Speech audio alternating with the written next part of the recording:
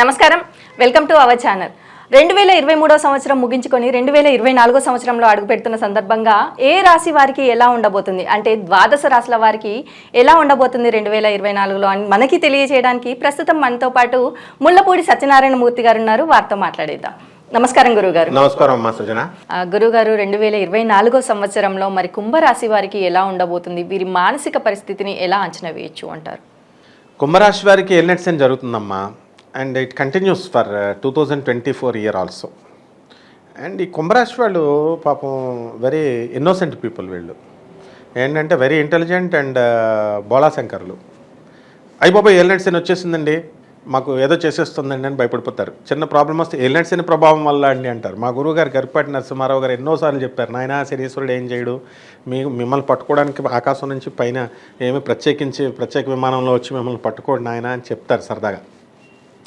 మరి ఎల్నెట్స్ అని మంచిగా వీళ్ళని తీర్చిదిద్దుతుంది నాయన అని మనం చెప్పామనుకో, వీళ్ళు ఏమంటారు తెలుసా, ఏమండి మరి ద్వితీయంలో రాహు ధనస్థానంలోకి వచ్చాడు కదా నాయన, మాటలకు కొంచెం కఠినంగా ఉంటాయి, మీరు మాట్లాడతారు.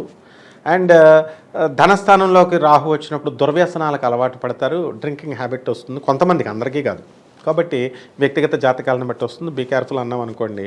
రాహు అయినప్పటికీ కూడా మీకు మాటల చాతుర్యం వల్ల, మీ యొక్క మాయా జాలం వల్ల, రాహు అంటేనే మాయ, అందువలన మీకు బ్రహ్మాండమైనటువంటి వర్క్లు వస్తాయి నాయన అంటే వాళ్ళకి సపోజ్ ఫర్ ఎగ్జాంపుల్ అనుకూలమైన పరిస్థితి, డబ్బులు రాలేదనుకో, ఏమండి మిగతా జ్యోతిష్కులంతా రాహు బాగాలేదని చెప్తున్నారండి, ఆ రాహు బాగాలేదేమో అదే కరెక్టేమో అనుకుంటారు. కానీ వాస్తవంగా ఏంటంటే అమ్మ, రాహు వీళ్ళకి అద్భుతమైనటువంటి హెల్ప్ చేస్తున్నాడు. శనీశ్వరుడు ఏలినాటి శని సరే అద్భుతమైనటువంటి క్రమశిక్షణతో అద్భుతంగా వీళ్ళకి చేస్తున్నాడు. ఇకపోతే గురుడు పాపం, గురుడు పరిస్థితి బాగుండలేదు. గురుడు మొన్నటిదాకా 3వ ఇంట్లో ఉన్నాడు, ఏప్రిల్ 22, 2023 సంవత్సరం దాకా. ఆ తర్వాత అర్ధాష్టమ గురుడు 2024 సంవత్సరం ఏప్రిల్ 22 వరకు కూడా ఉంటాడు. కాబట్టి మనకు ఒక్క గురుబలం తక్కువగా ఉంది తప్ప మిగతా అన్ని బలాలు ఉన్నాయమ్మా. మరి అలాగే వీరికి ఆర్థిక పరంగా ఎలా ఉండబోతుంది అనేసి అంటారు? ఆర్థిక పరంగా మనకి ఇన్కమ్స్ అనేటటువంటి గురుడు స్టక్ చేశాడు కదా ఇక్కడ. గురువు 4వ ఇంట్లోకి వచ్చాడు అంటే మనకు అప్పులు ఇవ్వాల్సినటువంటి వాళ్ళు ఎవరు, మనం పని చేస్తాం డబ్బులు ఇవ్వాల్సినటువంటి వాళ్ళు ఎవరు, మనం వేరే వాళ్ళకి ఇద్దామంటే మన దగ్గర ప్రొడక్షన్ లేదు, డబ్బులు రాలేదు మనకి, మనం ఇవ్వాలంటే. మరి డబ్బులు వస్తాయన్నారు కదండి మీరు రాహువు అని అంటే, మీరు వృత్తి చేస్తే ఎంత వృత్తి చేస్తే ఆ వృత్తికి సంబంధించినటువంటి పైసలు అంతా వచ్చేస్తాయి ఖచ్చితంగా, అందులో డౌట్ లేదు. మరి ఇంకా ఎక్స్ట్రా ఇన్కమ్స్ రావన్నమాట అదర్ సోర్సెస్ నుంచి. మేము ఇన్కమ్ ట్యాక్స్ ఫైలింగ్స్ మనం చేసినప్పుడు income from other sources, income from agricultural ఇది అని మనం అడుగుతాం, హౌస్ రెంట్ నుంచి. అలాగా ఒక్కొక్క కుంభరాశి వాళ్ళు మోస్ట్ లక్కీ ఫెలోస్, నీకు తెలీదు ఎలా అంటే వాళ్ళకి ధనకారకుడు డబ్బు తెచ్చిపెట్టేవాడు గురుడే, లాభాధిపతి వాడు గురుడే. Most luckiest fellows. ఒక్కొక్క కుంభరాశి వాళ్ళ దగ్గరని మనం చూస్తే బోల్డంత డబ్బు ఉంటుంది వాళ్ళకి. కాబట్టి వీళ్ళకి ధనం కోసం ఏ లోటు ఉండదు, ధనం బ్రహ్మాండంగా వస్తుంది. కాబట్టి ఏం కంగారు పడాల్సినటువంటి అవసరం లేదు వీళ్ళు. మరి ఈ రాశి వారికి వృత్తి వ్యాపార ఉద్యోగ పరంగా ఎలా ఉండబోతుంది అనేసి అంటారు? కుంభరాశి వాళ్ళకి వృత్తి వ్యాపార పరంగా బ్రహ్మాండంగా ఉంది. ఏమండి మరి నేను ప్రమోషన్స్ నాకు సార్ రావట్లేదండి అని చాలా కుంభరాశి వాళ్ళు పాపం చాలా కాలం వెయిట్ చేసే వాళ్ళు ఉన్నారు, టాప్ లెవెల్ ఆఫీసర్స్. వస్తాయి, వాళ్ళకి ఏం కంగారు పడే అవసరం లేదు. అంటే సీనియారిటీ ప్రకారం, ప్రయారిటీ ప్రకారం వస్తూ ఉంటాయన్నమాట. ఏలినట్స్లో కూడా ప్రయారిటీ ఉంటుంది. మళ్ళీ ముందు మకర రాశి క్లియర్ అయిన తర్వాత కుంభరాశి వాళ్ళకి ఇస్తాడు, కుంభరాశి వాళ్ళకి క్లియర్ అయిన తర్వాత మీన రాశి వాళ్ళకి ఇస్తాడు. So there is a system for everything అనమాట. కాబట్టి కుంభరాశి వాళ్ళకి ప్రమోషన్స్ వస్తాయి, వృత్తి వ్యాపార ఉద్యోగ విషయాల్లో ట్రాన్స్ఫర్స్ ఉంటాయి. కాకపోతే వాళ్ళకి అనుకూలమైనటువంటి ప్లేసెస్ కాదు. ఈ విధంగా ఈ కుంభరాశి వాళ్ళకి ఉంటుందమ్మా. వ్యాపార పరంగా చూసుకున్నట్టయితే ఎలాంటి వ్యాపారాలు ప్రారంభించవచ్చు అనేసి అంటారు? కళ్ళు మూసుకొని కుంభరాశి వాళ్ళు ఏం చేయాలంటే ఎనప బిజినెస్లో స్టార్ట్ చేసేయడమే. ఏలినాడ్సేనికి ఇంక మళ్ళీ ఎవరిని కన్సల్టేషన్ ఫీజులు కూడా దండగా ఎవరిని అడగాల్సినటువంటి పని లేదు జ్యోతిష్కుల్ని. ఎనప బిజినెస్, ఆయిల్ బిజినెస్, కార్లు కొనేయాలా, ఆటోలు కొనేయాలా, లారీలు కొనేసేయాలా. అండ్ రిపేర్స్ ఉంటాయి. మళ్ళీ ఏమండి రాకుండా రిపేర్స్ వాడుకుంటున్నప్పుడు రావా, రిపేర్స్ వస్తాయి. అలాగే వైన్ బిజినెస్లు, వైన్ షాపులు పెట్టేసేయండి, రాహు చక్కగా ధనస్థానంలో ఉన్నాడు. అండ్ రెస్టారెంట్స్, పబ్స్ ఓపెన్ చేసేసేయండి.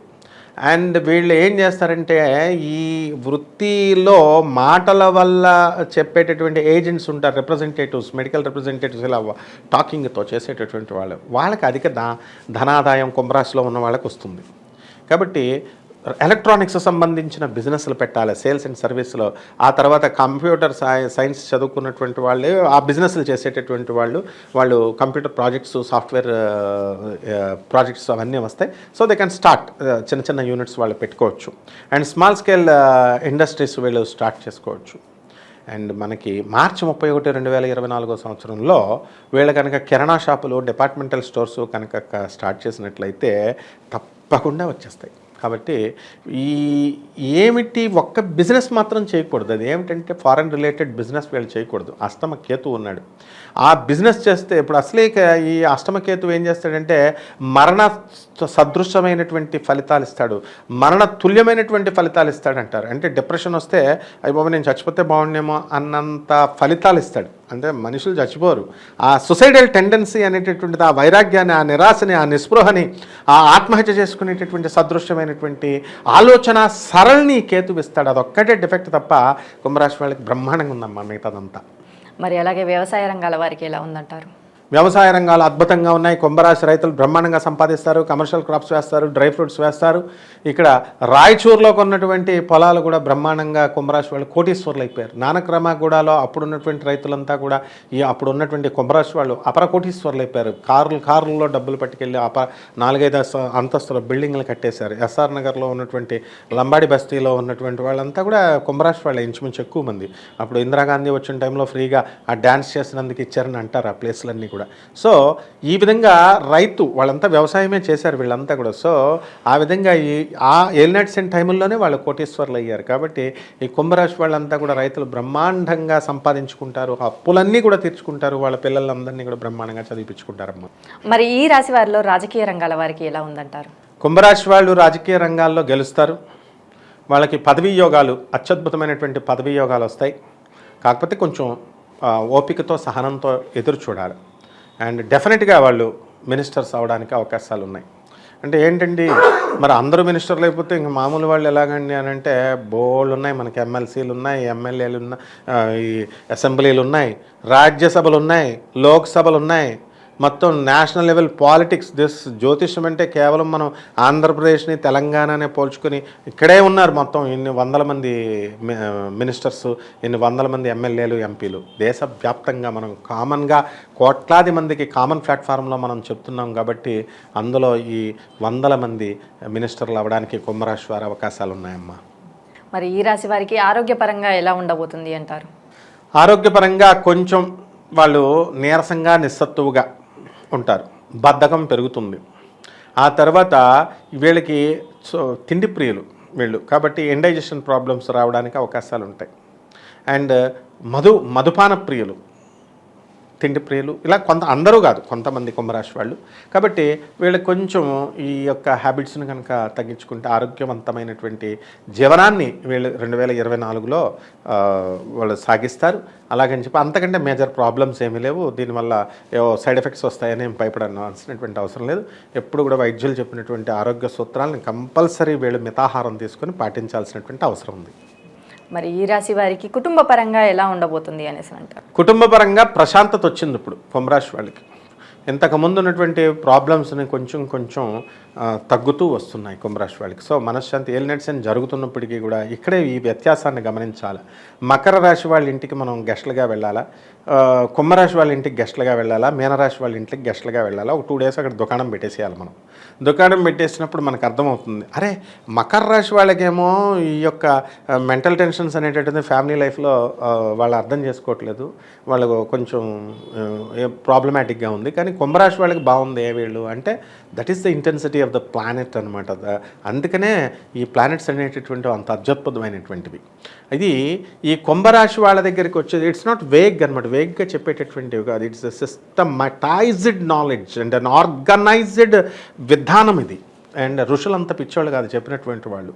సో ఎప్పుడు ఏలినాట్స్ అని ఏ ఫేజ్లో ఎక్కువ ఎఫెక్ట్ ఇస్తుంది, ఎక్కువ ఎఫెక్ట్ ఇస్తుంది, యావరేజ్గా ఎప్పుడు ఉంది, they have discriminated, they have దీన్ని ఏం చేశారంటే bifurcated all these things. So ఇవన్నీ కూడా చక్కగా ఈ కుంభరాశి వాళ్ళందరికీ కూడా చాలా అద్భుతంగా మనకి వాళ్ళ మనశ్శాంతితో బ్రతుకుతున్నారు అని మనం అర్థం చేసుకోవాలి. అండ్ స్టిల్ డెవలపింగ్, ఇంకా మీనరాశి కొంచెం దూరంగా ఉంది కాబట్టి వాళ్ళు ఇంకొంచెం ప్రశాంతంగా బ్రతుకుతున్నారమ్మ ఈ 3 రాశుల్లో. మరి అలాగే వీరికి విద్యార్థులకి కానీ విదేశాలకు వెళ్ళాలి అనుకునే వారికి కానీ ఎలా ఉంది అంటారు? విదేశాలకు అస్సలు బాగుండలేదు, అష్టమ కేతువు బాగుండలేదు కదా, రాహు బాగున్నాడు. కానీ విదేశాలకు వెళ్ళిపోవడం ఈజీయే, తల్లిదండ్రులు డబ్బులు కట్టేస్తారు, పంపించేస్తారు. కాలేజీలు యూనివర్సిటీలు ఏమైనా మా డబ్బులు మాకు వస్తున్నాయి కాబట్టి కమాన్ అంటారు. మనకులాగా ఇండియాలాగా గవర్నమెంట్ కాదు అక్కడ. So there are lot of universities which are offering courses without merit, డబ్బులే ప్రధానంగా పనిచేసేటటువంటి విశ్వవిద్యాలయాలు మన భారత విశ్వవిద్యాలయాలు. టాలెంటే ప్రాతిపాదికగా నడుస్తాయి. IITs, IIMs, IIITs and all NITs and all. And మన ఈ JNTU medical colleges, Gandhi medical college, Osmania medical, ఇలా అన్నీ కూడా. సో మనకి ఈ విదేశాలకి వెళితే వీళ్ళకి అష్టమ కేతు ప్రభావం వల్ల పాపం వాళ్ళకి పనులు దొరకవు. పార్ట్ టైము వర్క్ పర్మిట్ 20 గంటలు వారానికి అని ఇస్తారు. అది సరైనటువంటి వర్క్ దొరకదు. ఎందుకంటే ఇప్పుడు నా స్టూడెంట్స్ డైరెక్ట్గా ఉన్నారు కాబట్టి నేను చూస్తున్నాను కాబట్టి నాకు తెలుసు. So this is not the best time and the recommended time or the favourable time for the students to go to foreign countries and to pursue their education. మరి అలాగే కోర్టు సమస్యలతో బాధపడుతున్న వారు ఆ సమస్యల నుండి బయటపడే అవకాశం ఉంది అనేసి అంటారా? కోర్టు సమస్యల నుంచి బయటకు వచ్చేస్తారు వీళ్ళు. అంతే కదా, అప్పుల సమస్య నుంచి కూడా బయటకు వచ్చేస్తారు. సార్ అప్పులు ఉన్నాయి సార్, మాకు డబ్బులు ఎలా వస్తున్నాయో భయం వేసేస్తుందండి అని పాపం భయపడేటటువంటి వాళ్ళు ఉన్నారు. No, it's a miracle. That is what the planets can do. అందువలన అంటే హార్డ్ వర్క్ చేయకుండా మిరాకిల్ కాదు. ఉన్న ఇళ్లలో ఒక ఇల్లు అమ్మామనుకో అప్పు పోతుంది, మనశ్శాంతి వస్తుంది. అరే లాస్ అయిందని బాధపడితే ఎట్లా? ప్రస్తుతం టైంకి మనశ్శాంతి వచ్చింది. తర్వాత మనం ప్లాన్ చేసుకొని లాంగ్ టర్మ్ ప్లానర్గా మనం స్లో మైండ్తో ఉన్నాం కాబట్టి, బిజినెస్ యాక్యుమెన్ మనకు ఉంది కాబట్టి స్లోగా లాంగ్ టర్మ్ ప్లానర్గా మనం చేసుకొని ప్రాబ్లమ్స్ నుంచి బయటకు వస్తాం. అంతేగాని మనం ప్రతిదాన్ని కూడా భూతద్దంలో పెట్టి మనం చూసి భయపడకూడదు అనమాట. సో చుట్టూ సమాజం ఉంటారు. ఇప్పుడు నేను చెప్తున్నానమ్మా, వీడియో చెప్తుంటే కష్టపడకుండా డబ్బులు వచ్చేస్తాయి. ఆ కుంభరాశి వాళ్ళు కొంతమంది కామెంట్ చేస్తారు నన్ను, చాలామంది. ఎలా వస్తుందంటే ఫస్ట్ నువ్వు దుప్పటి కప్పుకొని పడుకోవడం ఆపేసాయి. ఫస్ట్ లెక్చర్లు ఇవ్వడం మానేసి, ప్రొఫెసర్కి నువ్వు లెక్చర్లు ఇవ్వడం ఏంటి, నువ్వు సలహాలు ఇవ్వడం వినో. కష్టపడి గురువుల కాళ్ళు పిసికి నేర్చుకున్నటువంటి విద్యది. IIT మెడ్రాస్లో నేను PhD చేశాను ఫిజిక్స్లో. ఒక డాక్టరేట్షిప్ నేను అక్కడి నుంచి తెచ్చుకున్నాము. మనం ఈ నా స్టూడెంట్స్ ఇప్పుడు ఎంతోమంది అరకొర జ్యోతిష్కులకి అసలు జ్యోతిష శాస్త్రమే తెలియకుండా నెగిటివ్లు చెప్పి డిస్కరేజ్ చేసేటటువంటి వాళ్ళకి మనము పాజిటివ్ యాటిట్యూడ్తో మనం చెప్పి వాళ్ళ బ్రతకాలనేటటువంటి ఆశ కల్పించి వాళ్ళు ముందుకు తోయాలి. That is the very purpose of the astrology. అందుకని మనకి పరాశర మహర్షి వీళ్ళంతా కూడా జ్యోతిష్ శాస్త్రాన్ని ఇచ్చారు. కాబట్టి ప్రజలంతా కూడా పాజిటివ్గా ఆలోచించాలా, బ్రాడ్ మైండ్గా ఆలోచించాలి. కాబట్టి నేను చెప్పబోయేది ఏంటంటే ఈ కుంభరాశి వారికి అత్యద్భుతంగా ఉంది అంటాం. వాళ్ళేమో మాకు డబ్బులు రావట్లేదండి అంటారు. ఖచ్చితంగా డబ్బులు వస్తాయి అని అంటాం. హార్డ్ వర్క్ చేయనాయనా అని చెప్తున్నాము. Only that's where they have to work. ఇప్పుడు మేము పాఠాలు చెప్పినప్పుడు స్టూడెంట్ ABCD A తర్వాత B అంటే నా వస్తుంది చదువు. అదేవిధంగా వర్క్ హార్డ్ ఏలినట్స్ అనే దోషం నుంచి బయటకు తప్పించుకుంటారు. మరి అలాగే వివాహ ప్రయత్నాలు చేసేవారు కానీ, ఇటు సంతాన ప్రయత్నాలు చేసేవారికి కానీ ఎలా ఉండబోతుంది అనేసి? బ్రహ్మాండంగా ఉందమ్మా, వివాహాలు అయిపోతాయి. మనకు March 31, 2024 నుంచి వివాహాలు అయిపోతాయి. శుక్ర పరిస్థితి బాగుంది, ఉచ్చ స్థితిగతుడై ఉన్నాడు మీనరాశిలో. అండ్ మళ్ళీ స్మాల్ గ్యాప్ ఏంటంటే August 25, 2024లో మనకి కన్యారాశిలో కేతువుతో కలుస్తాడు. అప్పుడు కొంచెం ప్రాబ్లము, అప్పుడు వివాహాలు కావు, ఆ ప్రయత్నాలే చేయకూడదు అప్పుడు. అండ్ మనకి April 22, 2024 తర్వాత గురుడు పంచమ స్థితిగతుడై ఉంటాడు, అర్ధాష్టమ గతుడై ఉంటాడు. సో అప్పుడు కూడా ఆ గురుడు ఇంకా బలం పొందలేదని చెప్పాను కదా. సో సంతానం లేనటువంటి వాళ్ళకి కొంచెం ఎక్కువ ఖర్చుతో, and they have to here the words of the doctors. వాళ్ళు మెడికేషన్ అనేటటువంటి డాక్టర్, ఇప్పుడు చాలామంది ఏం చేస్తారంటే డాక్టర్లు చెప్పే డైట్ తీసుకోరు. MBBS ఎంత కష్టపడితే వస్తుంది? ఇప్పుడు MSET 5 రాయాలా, MSETలో 5.5 years రావాలా, సూపర్ స్పెషాలిటీ చదవాలా, MDలు చదవాలా, MSలు చదవాలా, ఏదో ఒకటి. ఇది is a lot of process. వీళ్ళు చెప్పింది వినకుండా మాకు సంతానం కలిగేస్తుందండి, మేము తినేది మాత్రం తినేస్తాం, మేము చేసేది మాత్రం చేస్తాం అంటే కుదరదు. అర్ధాష్టమ గురుడు ఉన్నాడు ఇక్కడ. స్టిల్ దెన్ డాక్టర్ల యొక్క ఖచ్చితంగా సలహాల మేర క్వాలిఫైడ్ డాక్టర్స్ యొక్క సలహాలు కనుక విన్నట్లయితే తప్పకుండా వీళ్ళకి సంతాన యోగం కలుగుతుంది. చాలామంది నేను అబ్జర్వ్ చేసింది యూట్యూబ్లో, చాలామంది ప్రముఖ అంటే ఈ జ్యోతిష్కులు పంకట మాడేసే అది, because it is a business కాబట్టి. అది ఆధ్యాత్మికవేత్తలుగా చెప్పుకునేటటువంటి వాళ్ళు కూడా వాళ్ళు ఎలా చెప్తారంటే, ఏమండి డాక్టర్లది ఏముందండి, డాక్టర్లది సాఫ్ట్వేర్ ఇంజనీర్గా చేస్తున్నటువంటి వాళ్ళని కూడా చూశాను ఆధ్యాత్మికవేత్తలు.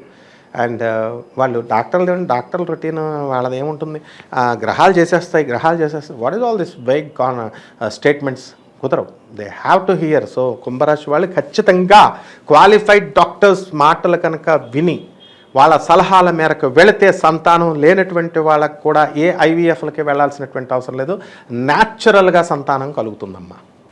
మరి అలాగే వీరికి గృహయోగం కానీ వాహన యోగం కానీ ఉంది అని అంటారా? ఒకవేళ ఉంటే కనుక ఏ మాసంలో కొనుగోలు చేయాలి అంటారు? ఖచ్చితంగా వీళ్ళకి ఈ గృహయోగము ఉంది, వాహన యోగం ఉంది. ఆల్రెడీ కట్టేశారు వీళ్ళు.